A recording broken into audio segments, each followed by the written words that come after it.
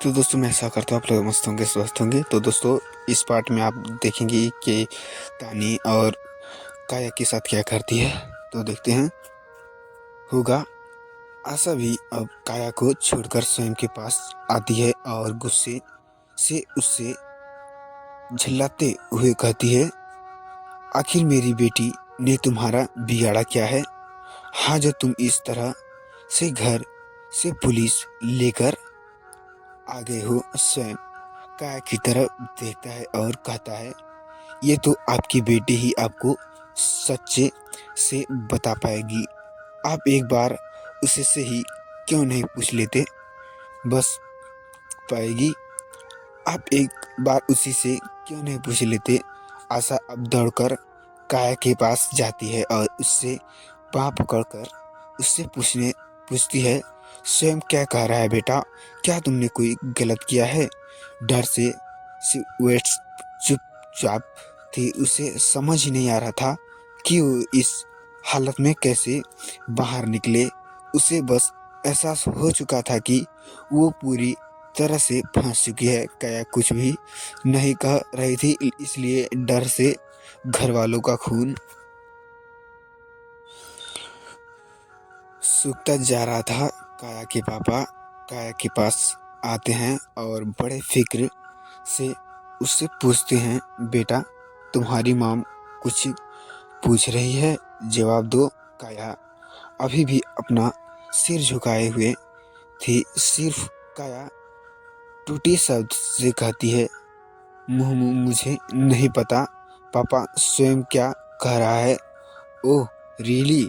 काया अंगद अपने हाथ बांधते हुए कहता है।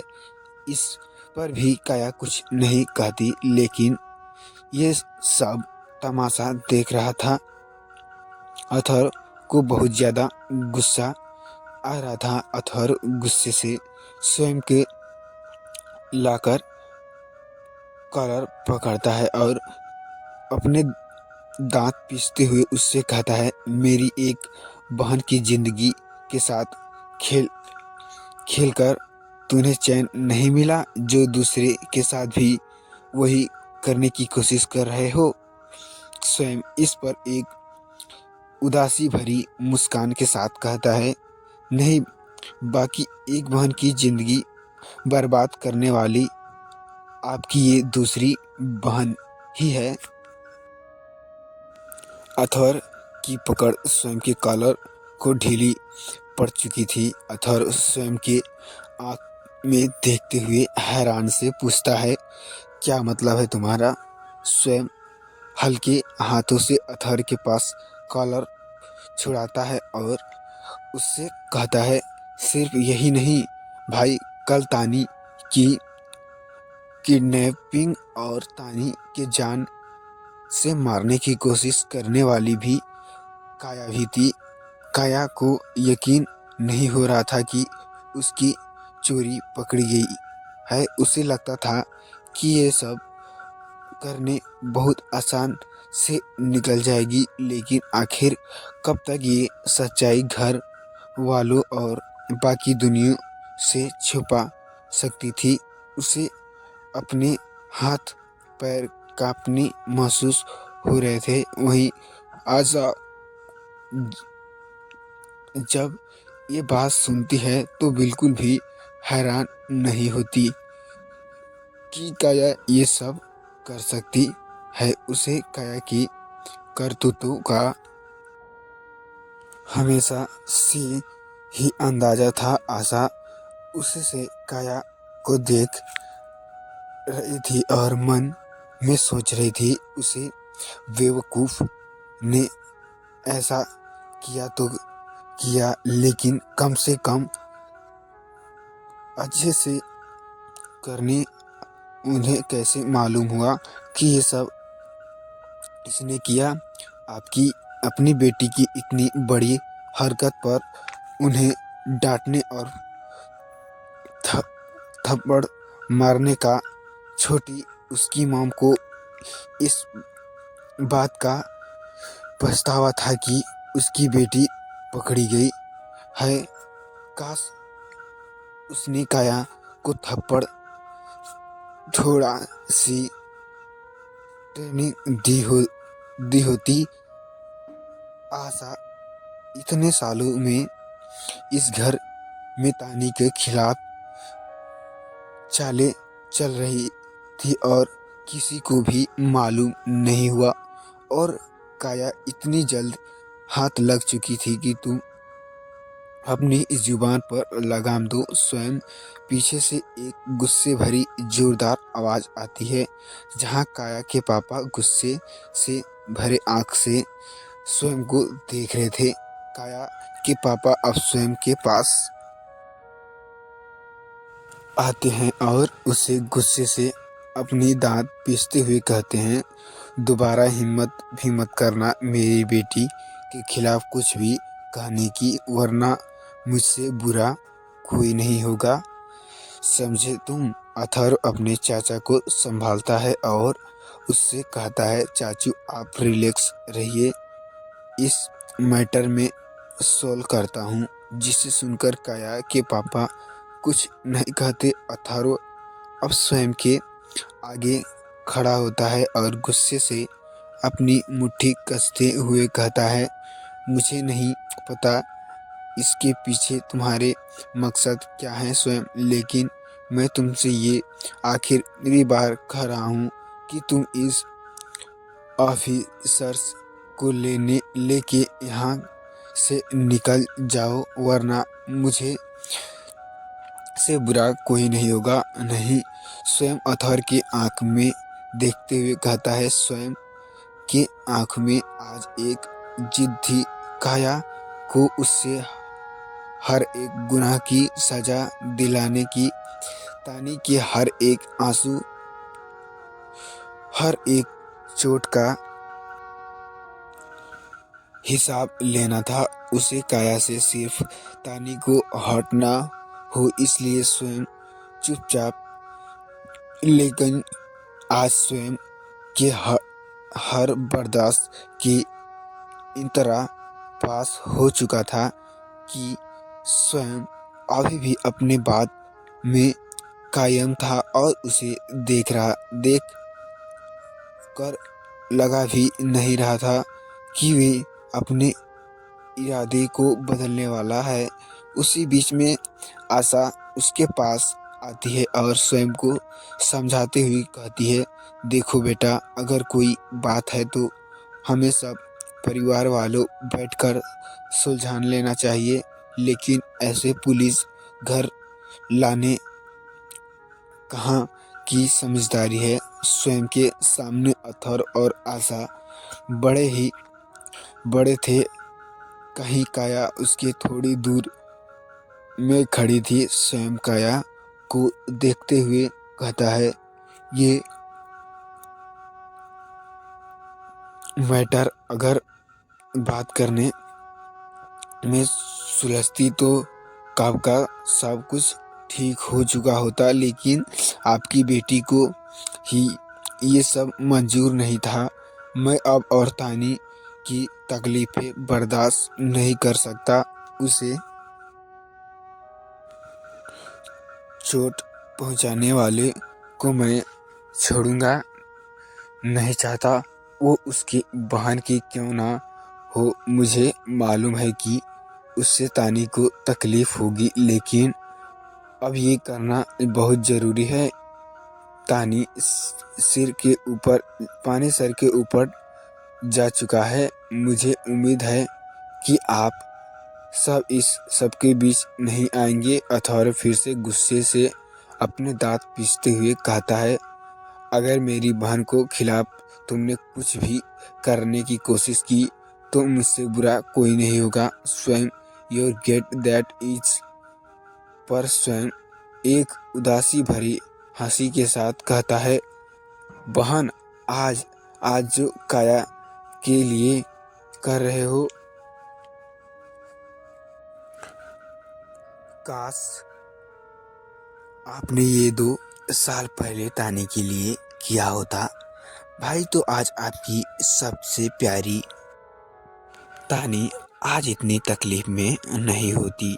अथर्व इस बात को सुनकर थोड़ा चुप हो जाता है क्या इस आजकल इसे भी ये एहसास हो चुका था कि भले ही सारी दुनिया ने तानी का साथ क्यों ना छोड़ दिया था, उसे आपकी लिमिट प्रिंसेस का साथ देना था। स्वयं अब काया की तरफ नफरत भरे आंखों से देखते हुए कहता है, आपकी ये बहन जिसे आप बचाने की इतनी कोशिश कर रहे हो, यही तानी के 2 साल की तकलीफों का कारण है। क्या बकवास कर रहे हो? काया ने पापा फिर से गुस्से से कहते हैं। इस पर स्वयं काया की तरफ 2 कदम बढ़ाती है और कहती है, बकवास नहीं, हकीकत है। जरा पूछो काया से सगाई वाले दिन इसे ने झूठ बोलकर तानी को अपने जगह बिठाया था। यहाँ नहीं, जिसे सुनते ही सबके होश उड़ चुके थे।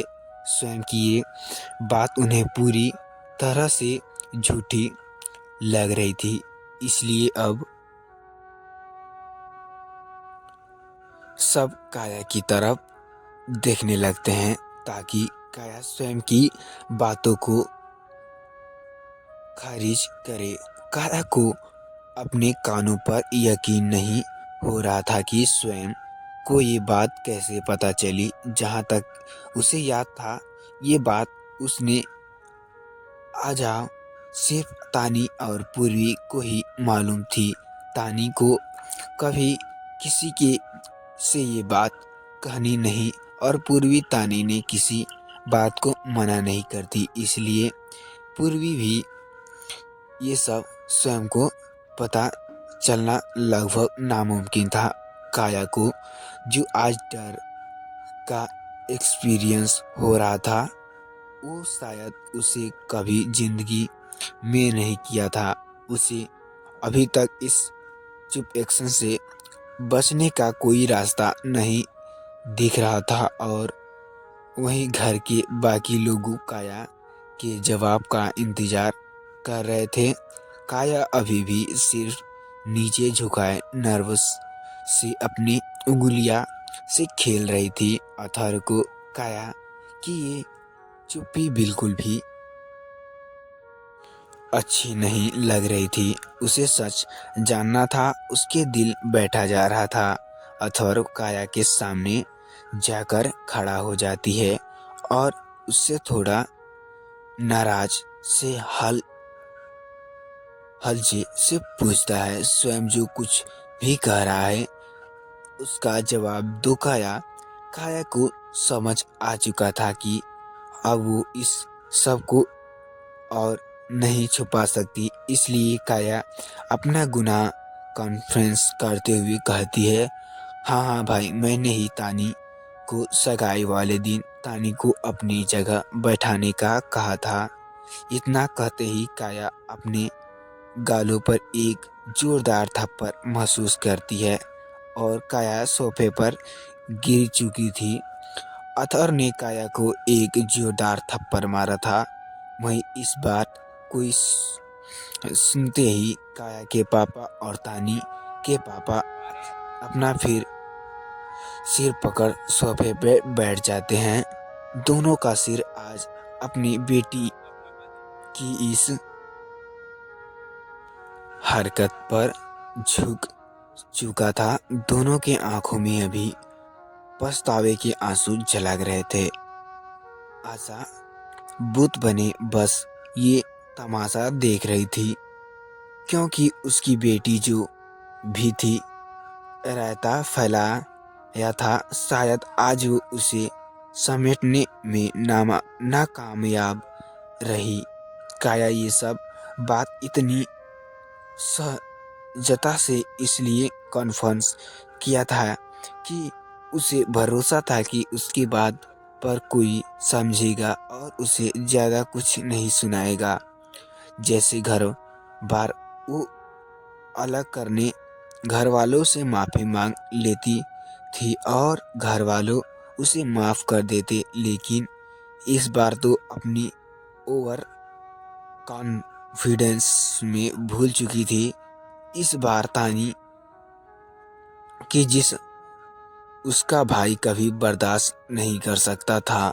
काया तमाचे पड़े गाल को हाथ से पकड़कर अपना सिर झुकाए उठती है तो देखती है अतहर गुस्से से तमतमा उसे ही देख रहा था। काया फिर से अपनी बात को समझते की कोशिश करते हुए कहता है, भाई वो दरअसल। अतहर गुस्से से अपनी हथेली काया की तरफ दिखाते हुए उसे बीच में ही कुछ कहने को रोक लेता है और गुस्से से चिल्लाते हुए कहता है, उसके तुम्हारे क्या बिगाड़ा था? क्यों उसे हम सबसे दूर करने चुप थी? वो मेरी छोटी सी बहन है। 2 साल से न जाने कितनी बार मैंने कुछ नहीं किया।